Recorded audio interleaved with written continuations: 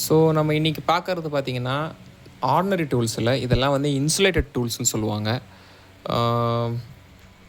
நம்ம ஆர்டினரி டூல்ஸில் வரதோட பார்த்தோன்னா இது வந்து இன்சுலேஷன் ரொம்ப அதிகமாக இருக்கும். டைஎலக்ட்ரிக் மீடியம்ன்றது பார்த்தா இது ரொம்ப அதிகமாகவே இருக்கும். ஸோ அதனால் பார்த்தோன்னா நீங்கள் லைவில் வேலை செய்வது பார்த்தோன்னா நீங்கள் சேஃபாக அண்ட் செக்யூராக வேலை செய்யலாம். ஈவன் தோ இந்த ஸ்க்ரூ ட்ரைவரில் கூட பார்த்தா இது ரேட்டிங் கொடுத்துருப்பாங்க. 1000 வோல்ட்ஸ் வரைக்கும் நமக்கு வந்து ஏசி வித்ஸ்டாண்ட் பண்ணும் இன் லைவ். ஈவன் தோ பார்த்தீங்கன்னா ரேட்சட்டோட அந்த வந்து டைட் அண்ட் லூஸ் இந்த பொசிஷன் கூட பார்த்தா ஃபுல்லான்னு பார்த்தா இன்சுலேட்டரில் தான் இருக்கும். நமக்கு இந்த டிப்பு இந்த லாக் மட்டும் தான் மெட்டல் தெரியும் நமக்கு.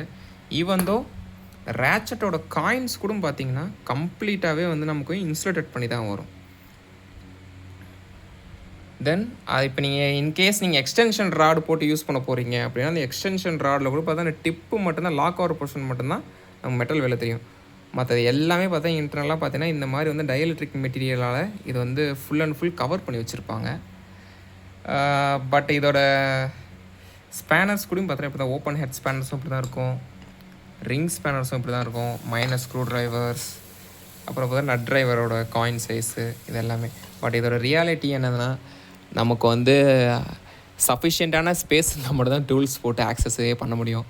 ஸோ நமக்கு அந்த மாதிரியான பிளேஸ் நம்ம ஒரு மற்றபடி பார்த்தோன்னா இந்த டூல்ஸ் வந்து நமக்கு ரொம்ப இடுக்காக இருக்கிற இடத்துல இது யூஸ் பண்ணது ரொம்ப கஷ்டம்.